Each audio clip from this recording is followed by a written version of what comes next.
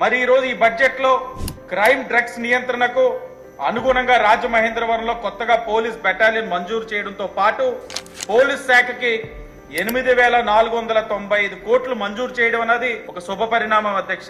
దగాపడిన యువతకి ఒక భరోసాగా వారి యొక్క ఆలోచనలకు అనుగుణంగా ఇవ్వగలంలోనే నారా లోకేష్ గారు హామీ ఇచ్చున్నారో అనుకున్న దానికి మెగా డిఎస్సి ఇచ్చున్నారు. అలాగే ఉద్యోగ అవకాశాలు మెరుగుపడడానికి ఎప్పటికప్పుడు వివిధ ఐటీ కంపెనీస్ తోటి సంప్రదింపులు చేస్తూ ఎంఓఈస్ అవుతూ ఉన్నారు. మీరు రిలయన్స్ ఇండస్ట్రీసే చూడండి అధ్యక్ష, ఈ 4-5 నెలల్లో 65,000 కోట్లు పెట్టుబడి పెట్టడానికి 500 బయోగ్యాస్ ప్లాంట్స్ ఇక్కడ పెట్టడానికి ముందుకు వచ్చున్నారు. మిట్టల్ గ్రూప్ చూడండి అధ్యక్ష, అనకాపల్లి దగ్గర 140,000 కోట్లు పెట్టుబడి పెట్టడానికి ముందుకు వచ్చున్నారు. అంటే ఇవన్నీ కూడా ఒక నమ్మకం భరోసాతో వాళ్ళందరూ కూడా ముందుకు వస్తా ఉన్నారు.